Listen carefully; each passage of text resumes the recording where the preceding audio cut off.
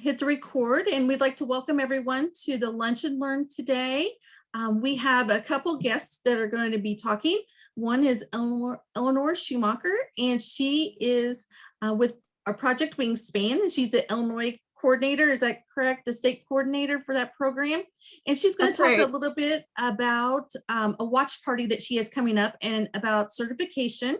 And then following her, we have Sarah Lee, Master Naturalist, that's going to talk to us about pruning hydrangeas. So Eleanor, I'm going to go ahead and increase your size and then as you talk here, we'll kind of, I don't know, my screen's going, and I'll let you go ahead and share what you have going on and how our participants can help out. Thanks, Chris. Hey, Sarah. Hey, Kathy. Hi. Hey. Hi, Gail. I know you're out there. My old buddies. It's great Yes. that I got invited to talk to you just for a few minutes here at Lunch and Learn today. As you know, when you look outside, if you drive past the prairie, you see a lot of flowers have gone to seed. And this is the perfect time to spread the joy of Illinois prairies. And that's what I get to focus my attention on as state coordinator with Project Wingspan. So Project Wingspan is basically coming into its 6th year of existence, more or less, kind of changed names based on different grants we have to keep us going. So Project Wingspan is a pollinator partnership program. And the point of our efforts is to increase the connectivity and the quality and the abundance of Illinois prairies. And we're trying to work with different sites and people that we know will have the most effective use of seed donations and plug donations that we give them through our programs. So rather than focusing our efforts on first-time prairies, we're more spending our efforts on prairies that are in existence but could use a little more diversity, maybe a little bit more floral abundance, so that we can improve the habitat that's out there for the monarchs, for the rusty patch bumblebee. And when you get up northeast, we're also working to enhance habitat for the Karner blue butterfly. So I'm trying to assemble volunteer teams throughout the whole state.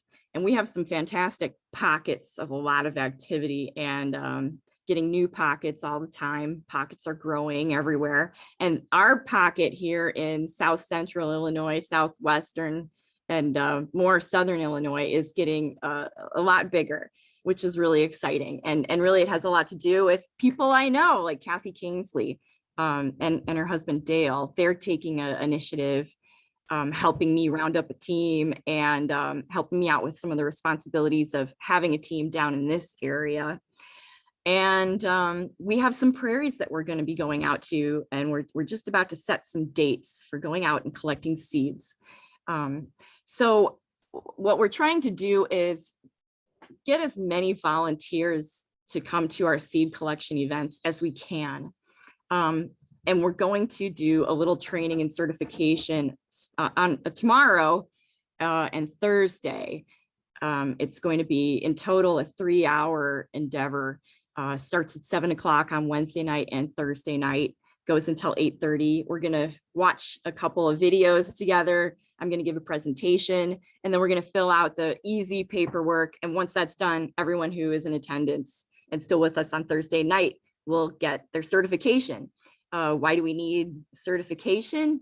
Because Project Wingspan, it's not just Illinois, it's in several states in the monarch flyway. So we've got Ohio, we've got Minnesota, we've got Michigan, we've got Arkansas, we've got Indiana.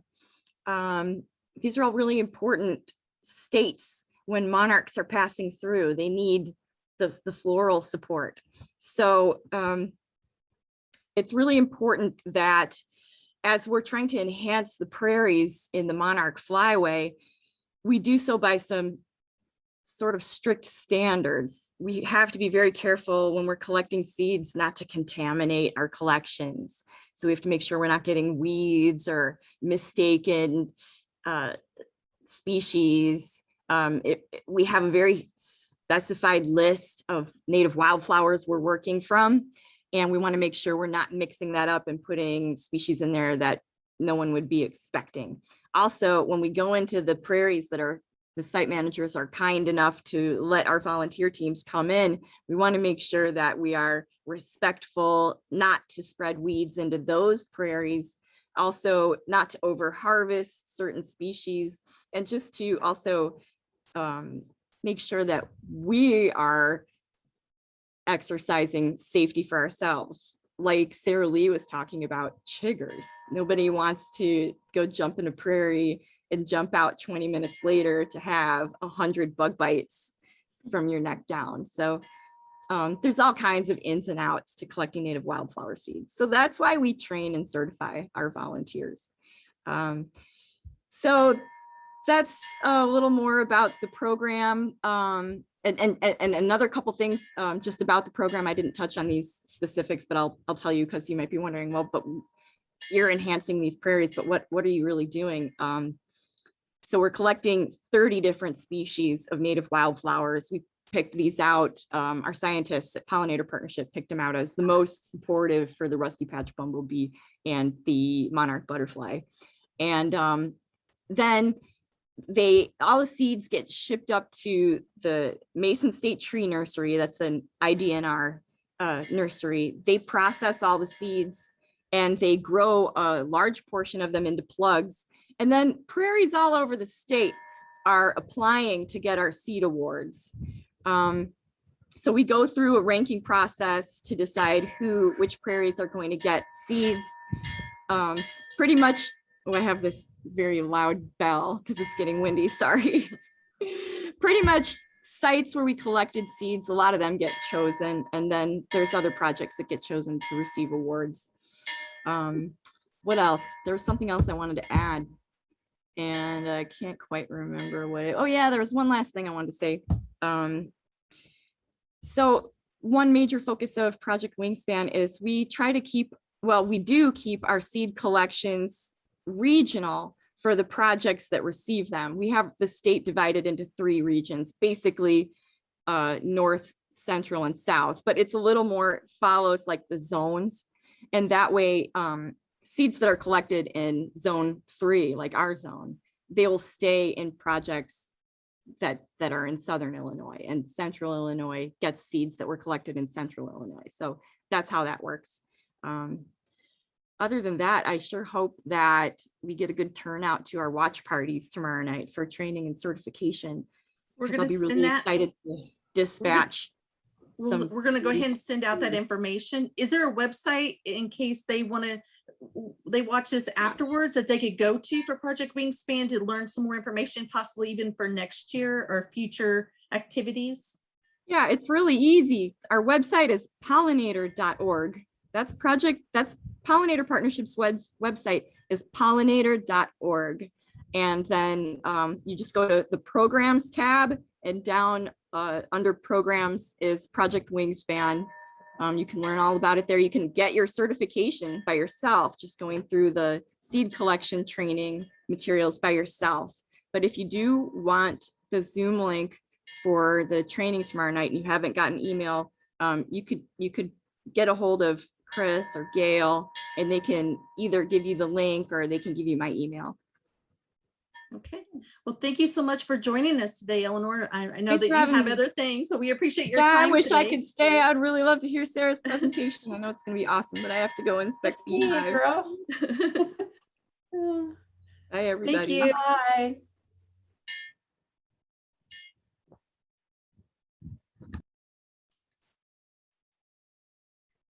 Okay, Sarah, we'll go ahead and let you start. Thank you for letting Eleanor jump on. I know she had to do some inspections of the hives as part of her other duties for the state. So we appreciate it. And we appreciate your time of teaching us more about pruning hydrangeas today. Okay. Can you see my screen? Yes. Okay.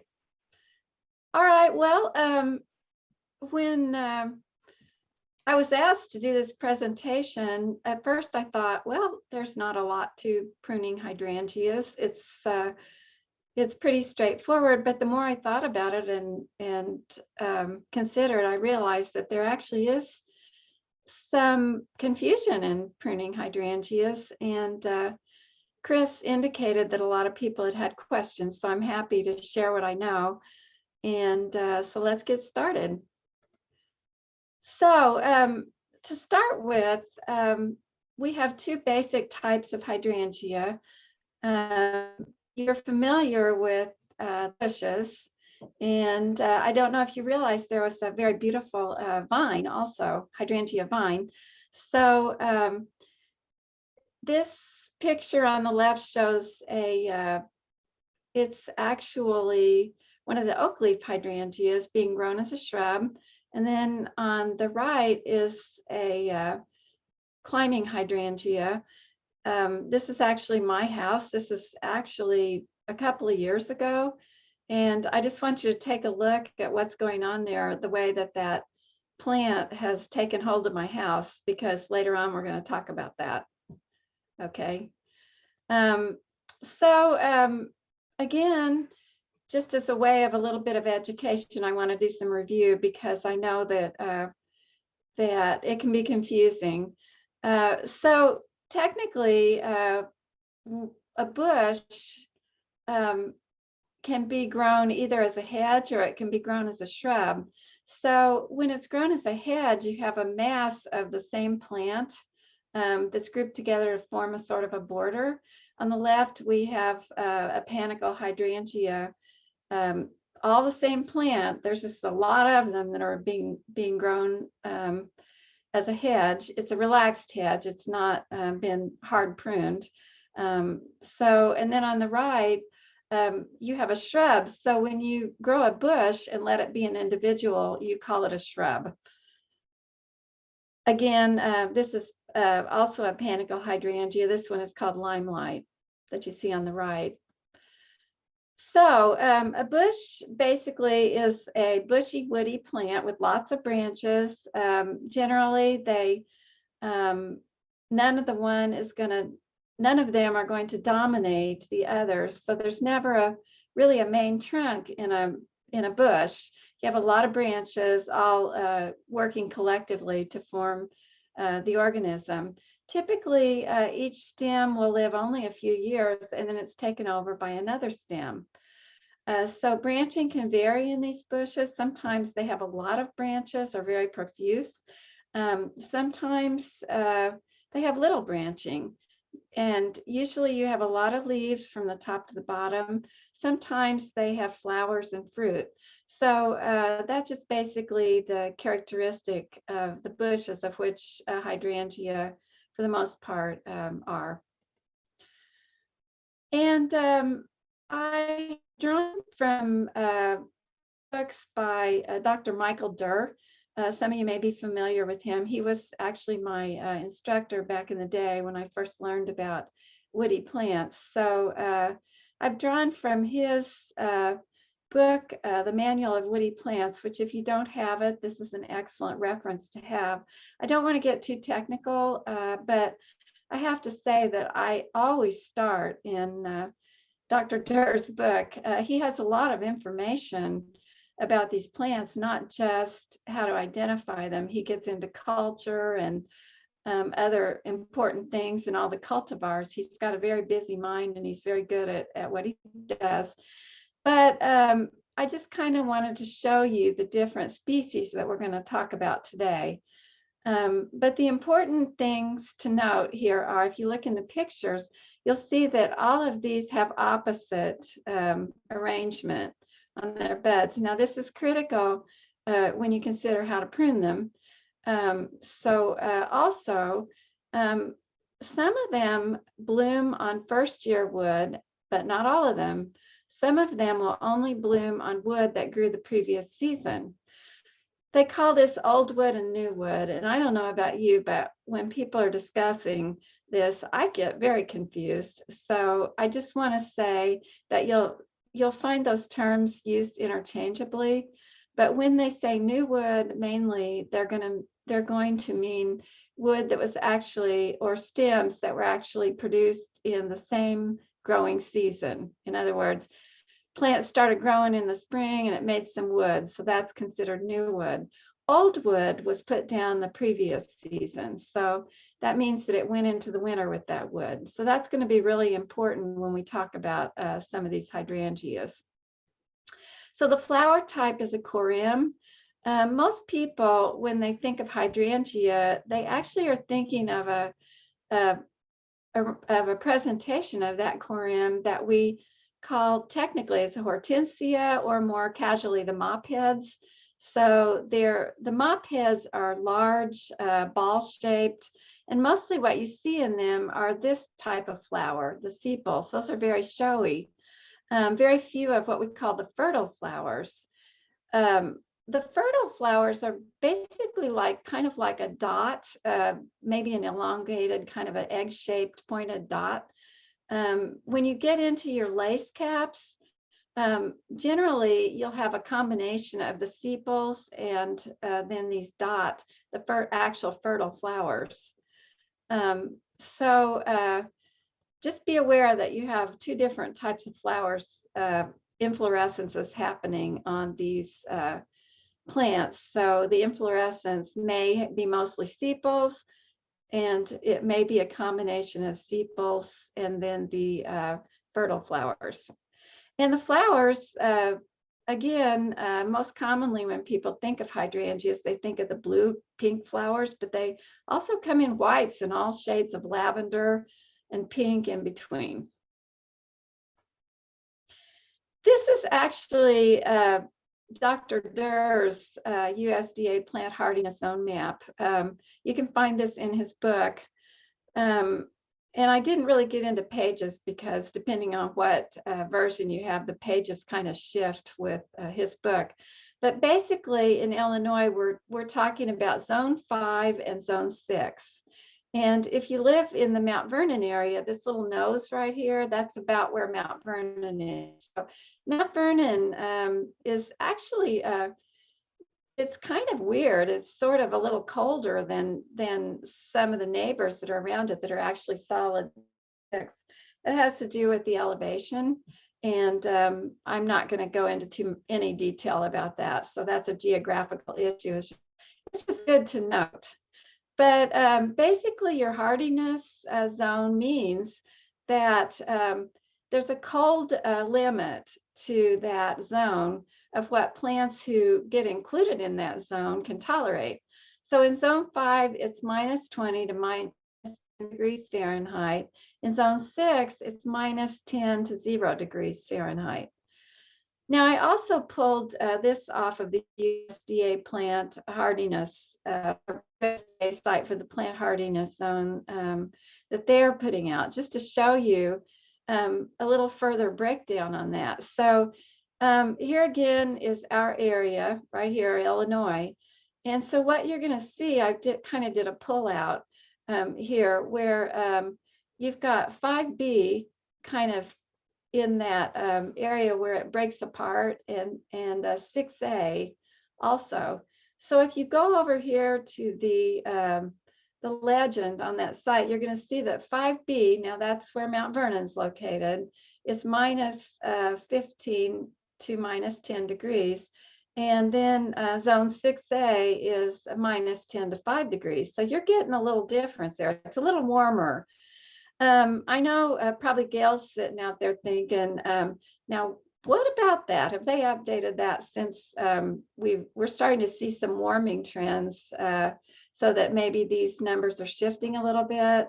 I think we're all aware that maybe our winters are a little warmer, maybe a little wetter sometimes, but we're still getting those cold temperatures. So I don't know. I think to look at that, there are also hot heat zone maps that maybe would be more informative. But for the hydrangeas, the main thing that we're concerned about right now is cold. So that gives you basically the tolerance ranges. So I've broken down the plants that we're going to be looking at today, and just quickly go through where these plants are zoned and what it means. The climbing hydrangea that I mentioned to start with is actually it's classified zone 4 to 7. So remember the lower numbers, zone 4 is colder. So that's taking you way up north, past Chicago. Zone 7, that's way farther south. But Dr. Durr mentions for us that that actually that plant does better in the colder areas. So if you try to grow it in the south, it's not going to do as well. But generally speaking, with your hydrangeas, they do better in the south, and they expect a warmer climate. So the smooth hydrangea and big leaf hydrangea are two that are zoned all the way down to zone 9. Smooth hydrangea is zone 3 to 4. But look here at big leaf hydrangea. Now that's those Hydrangea Macrophylla, and that's the ones with the big purple balls. So they want zone 6. So as you see, we're in trouble in our area of Southern Illinois, because in zone 5, that's going to be what we call a dieback shrub. So I'll get into what that means a little later. But then we have Panicle Hydrangea and Oak Leaf Hydrangea. Panicle Hydrangea, zone 3 to 8. So that, that's taken us farther north down to a fairly deep part of the south. It is the hardiest of all the hydrangeas. So almost no one has trouble anywhere in that zone growing a Panicle Hydrangea. Oak leaf hydrangea does better than the big leaf hydrangea in this area. It's very hardy all across Southern Illinois. Possibly you could have some damage to flowers in a cold winter, but it's rare, and they have a lot of woody material that is mostly unbothered by this. So a marginal plant, as I mentioned, the Hydrangea Macrophylla is a dieback shrub. So what does that mean? Well, it means that it's going to be able to survive in these zones that have colder temperatures by regenerating from the roots, even if the stems are killed by that winter cold. Technically, they would be herbaceous perennials in a way, because that's a plant that's growth dies down every year, but the roots send up new parts to survive, technically. But what they're generally called is something called a dieback shrub, and they're kind of combining a couple of ideas here. Technically, in horticulture, dieback means you've got a progressive death of your twigs and branches. Generally, it'll start out at the tips, and it can be caused by some kind of disease, of which a response to the environment is included.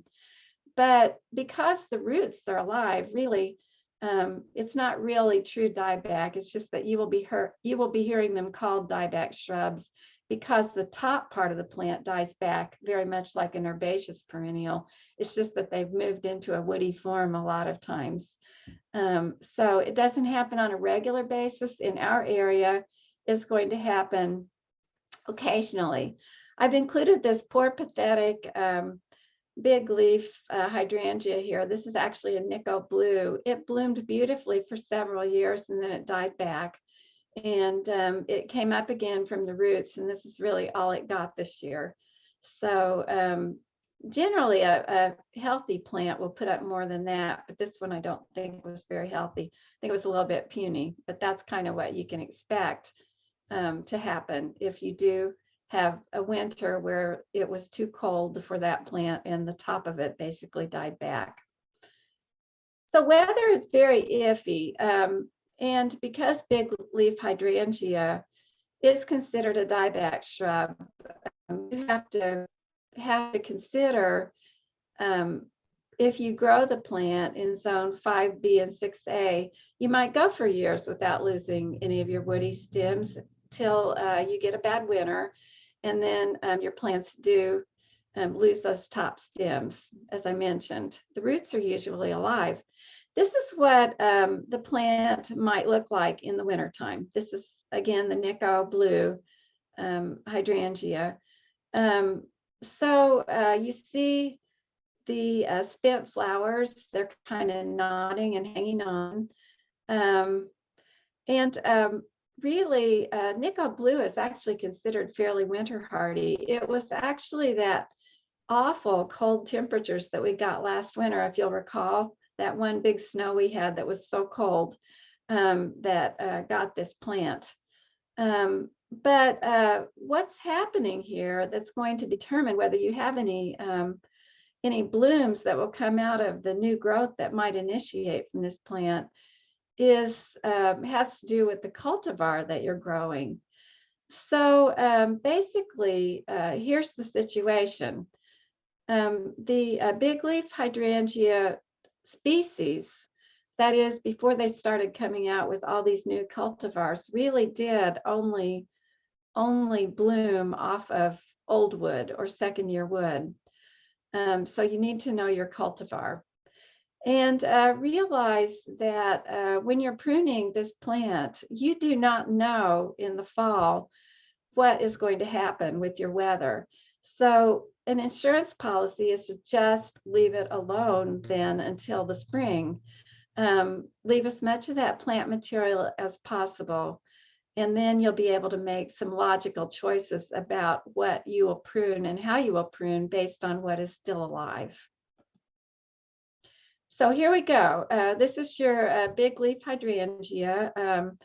This is a picture from Dr. Durr's book of hydrangeas for American Gardens, which is a wonderful book. And I will give you some information on what that book actually is toward the end of the presentation. Again, the big leaf hydrangea mostly is a mop head, but also you'll see some varieties that are lace caps.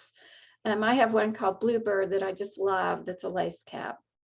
The colors are going to be in blues, pinks, and whites. Here you see a combination in this picture. And that could be as a result of some kind of borderline acidity on the soil. Generally speaking, when you grow a hydrangea in acid soil, it will be bluer, and in an alkaline soil, it will be pinker. Your pH of 5.0 to 5.5 will give you a solid blue in the acid soil. It's caused by free aluminum ions, and there are products on the market that can be purchased to make that happen. But we're not really here to talk about hydrangeas. We're here to talk about, per se, we're wanting to talk about pruning them. So moving on, as I mentioned, the flowers for this species are set on last year's wood, but there are new cultivars such as Endless Summer that are able to flower on new growth after you have that freeze damage. So these plants can put out flowers on either last year's wood, which tends to survive the winters, or if they are killed back, then they can bloom off of the new wood also.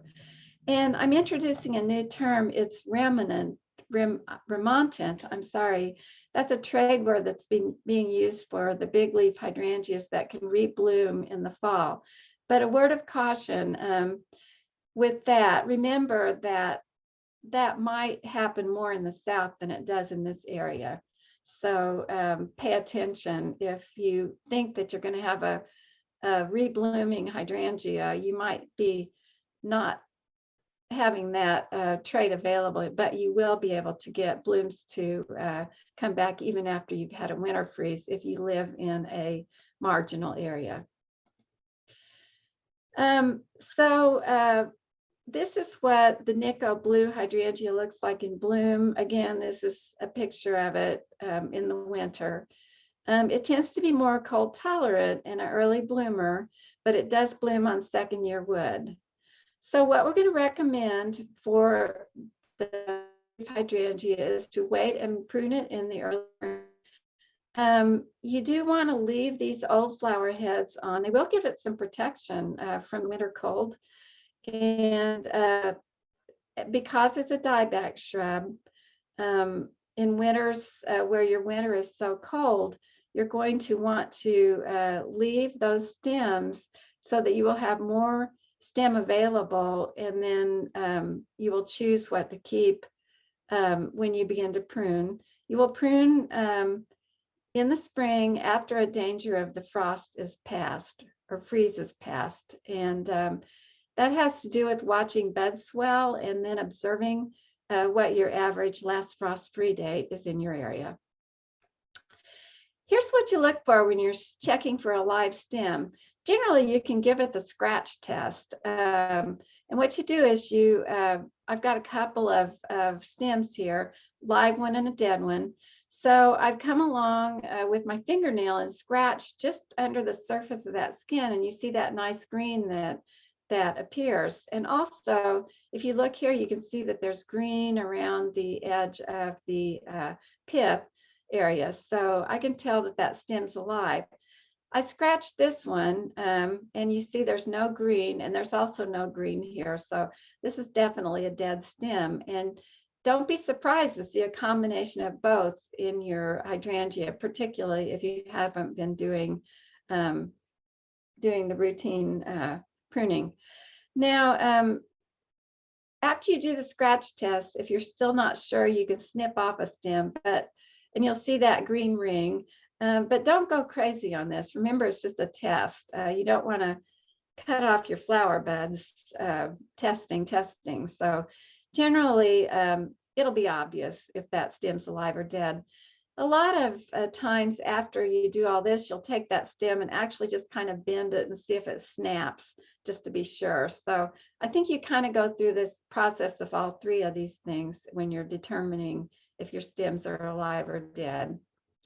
I've included the basic rules for pruning any deciduous bush that's been grown as a shrub, and these hold true for the hydrangeas. So generally, you don't want to prune them at all when they're young, except to take off any dead or diseased or broken branches. You'll prune with hand shears and loppers. You're not ever going to use a head shear. You want to prune away the oldest suckers to the ground or down low, and encourage vigor. This will help to encourage vigorous replacement shoots.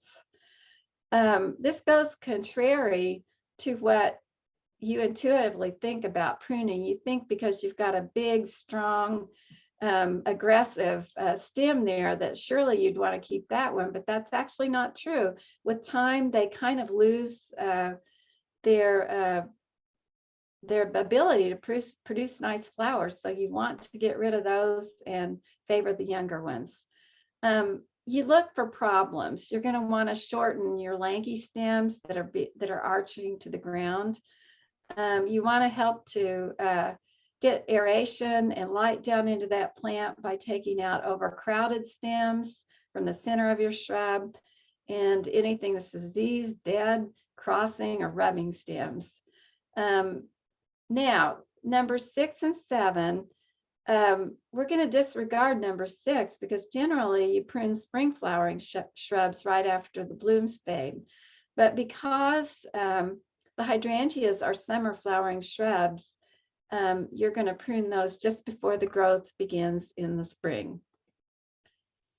I'm going to go quickly through the tools. Getting the right tool will make your job a lot easier. You should try a pruner out before you buy it.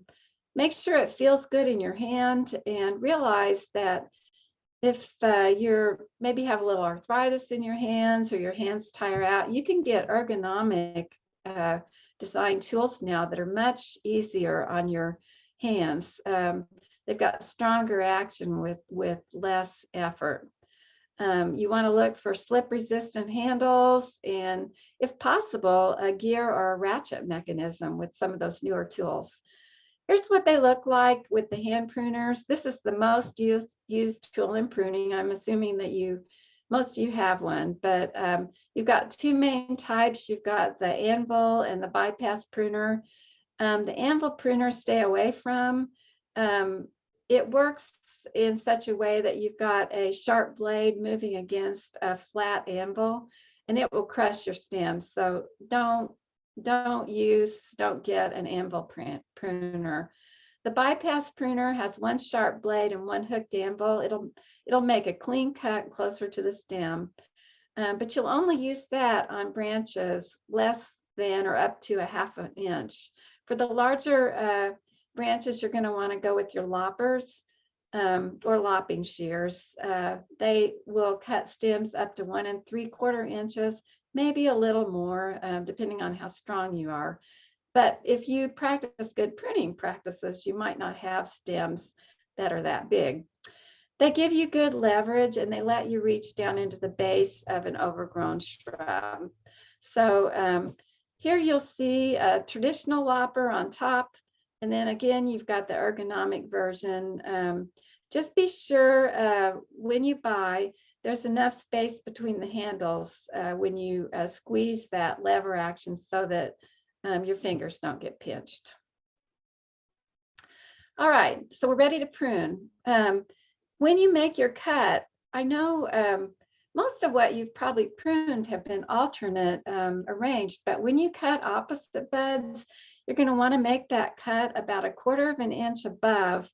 You see your opposite, and make sure your blade clears the tips of both the buds, and I think you'll be safe on not damaging because most of the action is actually down below here.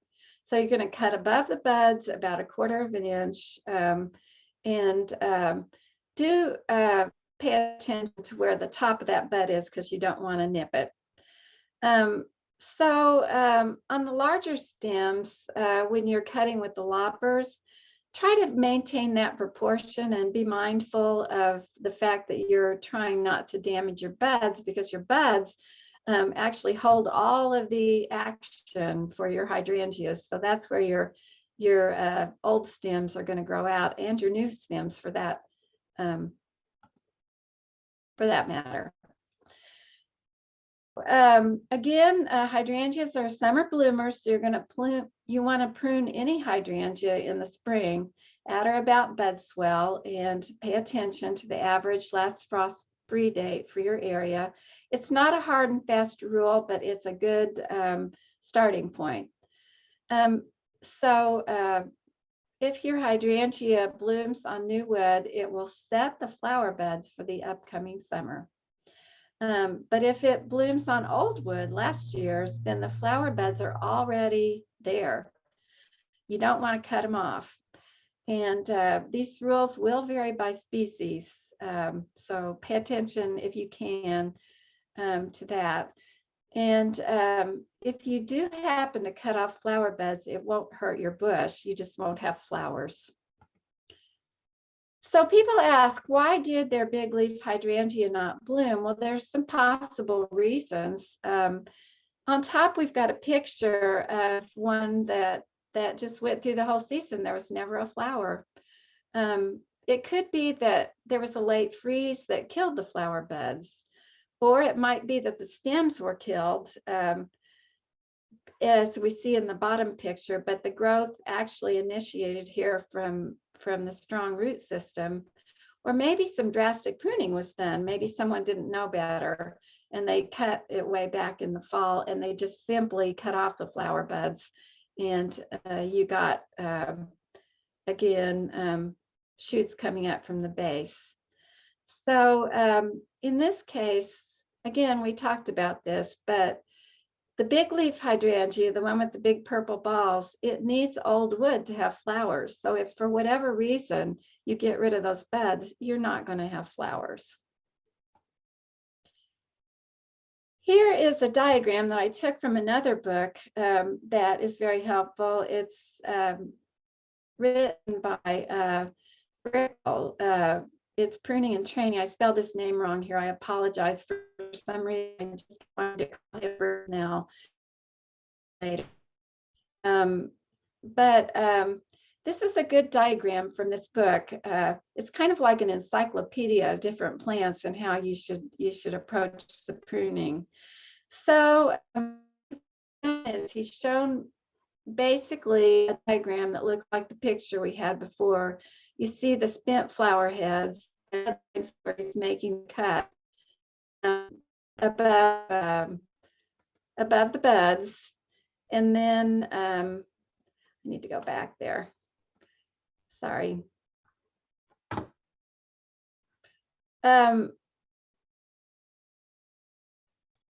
Let's see. The older branches tend to be less productive. So when you prune, you want to go in there and take out 1 or 2 or 3 or 4, depending on how far you've gone, the older, less productive branches. So you're going to take those off then at ground level, or as close as you can get to the ground. And you're not trying to preserve beds because you don't necessarily want those to come back. This will help by reducing crowding and letting in air. It helps with disease. As you shorten your flowering stems, you want to look for healthy buds. So he shows us nice big fat buds, and it'd be nice if those were always easy to see. But depending on the time of year, they may or may not be quite that obvious. Also, I want you to notice which direction that these buds are pointed. You see these 2 are pointed, basically he's showing them pointing this way, but when you move down to the next node, or like right in here, these are actually going to be pointing at a 90-degree angle. So if you sort of pay attention when you're cutting, you can direct some branches into the center of the plant and others to the outside. So that's something to look at when you're pruning. And remembering all the time with the big leaf hydrangea, the buds that set last year, that's these buds right here, they've got the potential to produce your flowers. Weak stems, you'll see a lot of those that have come up, and all they do is take energy from that plant. So if you see those, you want to take out, just prune those out, get rid of them, because they will just take energy away, and you want to put that energy into your flowers. Again, knowing the cultivar that you have is very helpful, so you know what you're dealing with. But if you're logical about it, if you have live stems, then those buds, when they push out, are going to produce branches that will have flowers on them. So it really doesn't make that much difference, but you should try to know what cultivar that you're pruning and go from there. And if you're not sure, believe your plant tag. If it doesn't give you enough information, you can always do research, either through a book like Mr. Bicknell or Brickell, or the internet. So this type of pruning is always going to be safe. All right, next we're going to talk about the Oak Leaf Hydrangea, white flowers, pretty bark. They also bloom on second-year wood, but they're not prone to dieback. So in any typical established Oak Leaf Hydrangea, it doesn't really matter where you prune to, because those buds are going to survive the winter and they're going to be able to push out growth. It's just that if you cut everything off, sometimes, you may affect your blooms, but it's not as big a worry as what you are facing with the big leaf hydrangea. Also, with the oak leaf hydrangea, the shrub's grown as much for form as it is for the flowers. So that's something you have to think about with this plant. Maybe not so much as you did with the big leaf hydrangea, which is, let's face it, grown for the flowers. I wanted to show you what some of these buds look like, because so far we've been seeing diagrams. So this is actually a branch off of an oak leaf hydrangea, and I'm showing you 3 years of growth here. So what I did was I photographed it with all of its leaves, and then I took them off on one side. So basically you can see what's on this side. You can't see it here, but you can see it over here. And so you're actually seeing, if you look closely here, you've got terminal leaf scar, terminal leaf a terminal leaf scar as you go up. So you're seeing 3 years of growth with your actual spent flower head right out on the end. If you have more time, you might want to study this, but what you're seeing here is where 2 buds have grown out, and you can kind of see sort of a busy mess happening on this plant, which, you know, I'm sorry, that's nature is not as tidy as these diagrams, but I'm going to go ahead and show you a close-up of what that looks like. So up here is your last year's flower head. And here's a couple of different kinds of bud on the Oak Leaf Hydrangea. You've got a stalked bud out here, a terminal bud. And then down here, you've got these lateral buds, again, opposite. You see one is kind of pointing out this way, and then the next set is actually pointing out this way at a 90-degree angle. And this little spot here is called the terminal bud scale scar. So you can look at that and find out how much growth has happened in a year. So this Oak Leaf Hydrangea grew a lot in the past year. When you're renovating, you've got 2 choices, the drastic method and the moderate method. So the drastic method is to lop the whole plant off to within a foot of the ground, and then just being sure you don't cut it below the graft union. You can work on thinning the new shoots for the next 2 years. The more moderate method is to renovate it over 4 or 5 years, where you work kind of like we've talked about, thinning out the youngest stems and cutting out some of the older stems, repeating every year. So gradually, with this method, the old wood is replaced by new wood. So here is the an actual overgrown Oak Leaf Hydrangea. This is actually a dwarf. So I admonish people when you plant a dwarf to realize it's by degrees. This same plant would be bigger than this house probably if it hadn't been pruned as seldom as this one had.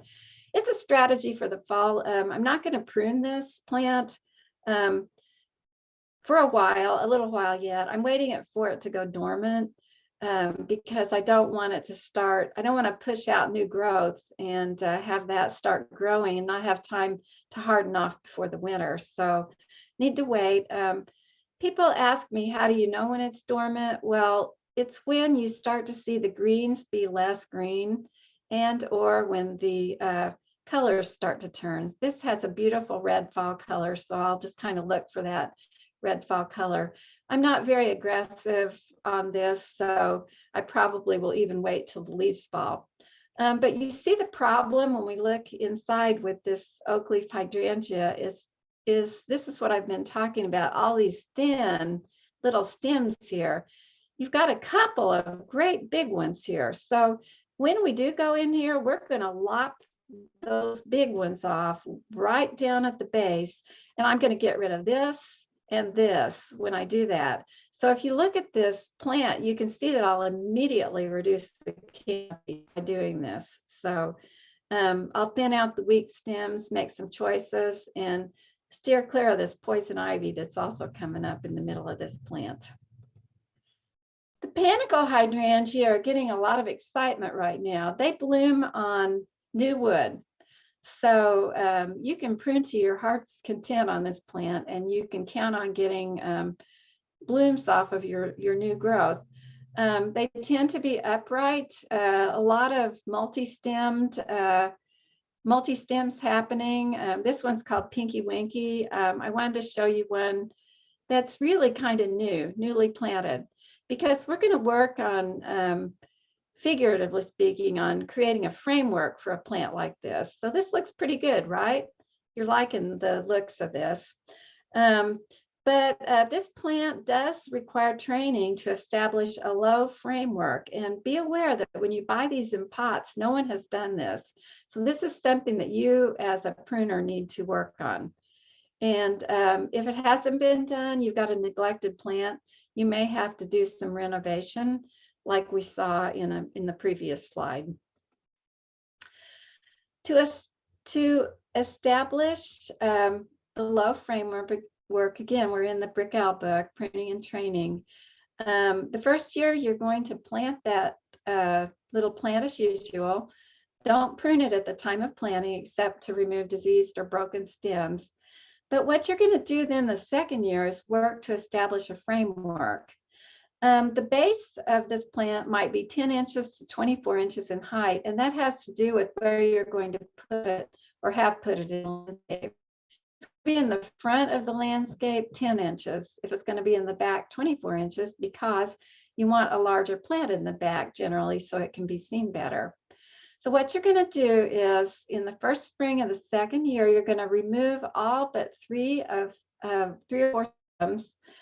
And the ones that are left, you're going to shorten them then to an appropriate height, 10 inches if you're trying to do for the forefront, 24 if you're going to grow the shrub in the back. And then thereafter, each year, you're going to cut back your growth to the lowest pair of healthy buds on that framework, which you're seeing here in diagram 2. After your pruning, this is what the framework is going to look like. So basically, with the Panicle Hydrangea, this is what you do. In the spring, these buds are ready to go, and it's going to push those out. And you're going to always have a good-looking plant with big flowers. Whereas, I don't know if you've noticed where these have been let go, sometimes you just end up with a big plant, but not very many flowers. Now we're going to move on to smooth hydrangea. Dr. Durr loves this plant, and this is from his book on hydrangeas. This is an Annabelle. The last time I saw him, he was working on developing a pink Annabelle and felt like he would make his fortune. I don't know if he's achieved it, but meanwhile, we have traditionally the white Annabelles. This plant tends to grow in a low mound, mainly because it's so floppy. The stems cannot hold up. So generally, you kind of get this sort of relaxed look. It also blooms off of new wood. So you don't have to worry about, preserving buds like you do for the big leaf hydrangea. You'll just follow the general guidelines for pruning, thinning, older stems, promoting younger wood. Dr. Durr actually recommends mowing this shrub in the fall. If you remember the big leaf hydrangea I showed you at the beginning of the presentation, you noticed how ratty that thing looked. Well, I actually mowed that one down just to see how that looked, and it was awful. So I really think a better idea is to make some staggered cuts with your loppers or even your hand pruners if the stems are small enough, close to the ground. When I say staggered cuts, I mean maybe vary by a few inches where you're cutting those. It gives a better look when it branches out because you'll get some variation in height with the flowers. But finally, we're going to talk a little bit about the climbing hydrangea. This is a true vine. Dr. Durr, in one of his books, says it is the best vine, and I have to agree. It is a handsome, wonderful vine. It blooms on old wood, but again, as we said with the Oak Leaf Hydrangea, it's so aggressive. It has so much woody material left at the end of a season that it's no problem at all to find flowers. Once it is established, it's very resilient. It will tolerate a hard pruning. So if it gets out of hand and you want to head it back, that is no problem. This plant can take it. As is the case with most deciduous plants, pruning is much easier in the dormant season when the leaves are off of the vine because you can kind of see what you're doing. It wouldn't hurt the plant to prune it when it's not in leaf, just so you don't do it at a time of year where you're going to push out that new growth and it won't have time to harden off. You might want to do this just to kind of open it up to let a little more air and light in or to control the direction of the growth. But what type of a climber is the climbing hydrangea? Well, I want to talk a little bit about that. This is a true vine, and it actually holds on by way of something called a holdfast. And if you look over here, this is the same plant you saw earlier. I had my house painted, so I pulled all that off of the wall to get to the wall. It didn't hurt the cedar at all. You know, they were able to easily push little tendrils that are left over from these holdfasts, which you see over here. Afterwards, it's come back. It is not climbing the TV antenna. It can't. It's not the type of vine that can climb a TV antenna. That would be one with tendrils. Well, we planted it there anyway. So basically what we have is a vine that's sitting there like a huge shrub, and it wants to go out across the sidewalk. So I'm always having to cut it back. It's a plant in the wrong place, but I love it. It's been there for 15 years, and I would never think of trying to move it because it might hurt it. So I just put up with all this, but just be aware that it's moved on over here, you can see, and this is what it's doing on the house. So if you had brick or mortar, these holdfasts are capable of getting in the cracks in the mortar and actually causing some damage. So just be aware that where you put that plant, that you know, you don't want to have it do some damage. So what we saw in the previous slide, that was on a nice old stone house, and I don't think anyone cared about it. But and it won't bother the cedar siding. I have given you information on the books that I drew references from. I've got basically the Brickell book is very good. The Durr book, there are new versions of both of this. You can find those on Amazon. The Brickell book has actually a 2011 version. And then the Hydrangea book by Dr. Durr, he actually put one out in July of 2021. It has gone on my wish list, my Amazon wish list. I didn't notice that the photographic essay was available now. That was one that I bought from him a number of years ago. And of course, his Manual of Woody Plants, the 2009 version, seems to be the newest available. And here are what they look like. And I've got some notes that Dr. Durr himself wrote on mine, where he said, feel free to use for teaching. And it's just kind of fun to look at that. He's a wonderful, interesting man. And I think that when I went to school up in the north, he always talked about plants like this. And I think he was so limited by living in Champaign-Urbana that when he moved and went down to teach and research in Georgia, that he found his place, because he has done so much with the hydrangeas that this would be a book to get, the newer version. And I think you all would enjoy it thoroughly. Now, I've talked and talked. I hope I'm not over on my time, but do you have any questions? Thank you, Sarah. That was so informative, and it had great resources. And thank you for citing Dr. Durr. It's great resources for everybody to have. Does anybody have any questions, Kathy or Nancy or Gail, for Sarah?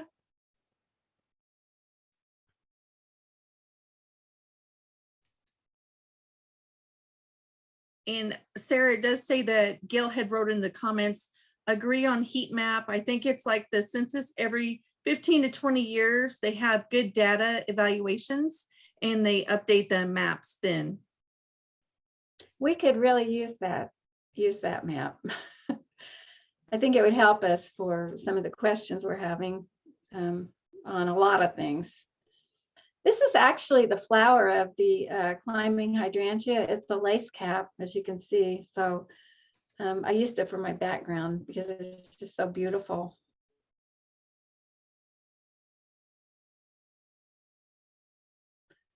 I know one thing that I didn't really talk about. I was expecting someone to ask about the grafted panicled hydrangeas. You're seeing so many of those anymore where they've actually grafted the hydrangea on a standard, so it looks like a tree, but it's got that little ball on top.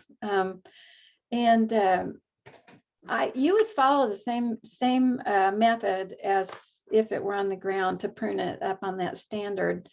And I think that they do that before you buy it, but you need to practice some renovation on those or they'll just get kind of out of hand and not be as pretty. I don't believe so. That's my opinion on it. I haven't actually done one, but I believe that is what needs to happen. Kathy says there's no questions. Your program was wonderful. She wrote many notes. Thank you. Well, this will be up on the place where such things reside. So you can always go back later and look. And then I do, between Dr. Durr and the Brickell book, I think you would find both of those useful to have to help you out. In his Hydrangea book, he is so thorough. I had him for a teacher, and it was just mind-blowing to sit through a lecture with him because he just has all that up in his head, but he has tables of these plants just one by one with the cultivars. And so I'm excited to see what we have in the new version of his Hydrangea book, because the one I have was older, and so I'm sure it's up to the minute. So you'll be able to find out which ones are, which ones you can count on to bloom on new wood and which ones never. You can get some ideas of what you're doing before you go out shopping. And then also, if someone wants you to help them, you'll be able to find theirs and figure out what needs to be happening. Absolutely. Nancy says, thank you. You answered her questions. And Kathy said she hopes Santa Claus brings you your new book. So on your wish list. There's safety in an Amazon wish list. Yeah, absolutely. All right. Well, thank you so much for your time today and everybody for joining us. And we look forward to maybe someone sharing what they learned and that they actually use some of these great tips for pruning their own hydrangeas at home. So thank you, Sarah, for your time today. You're welcome. Thank you.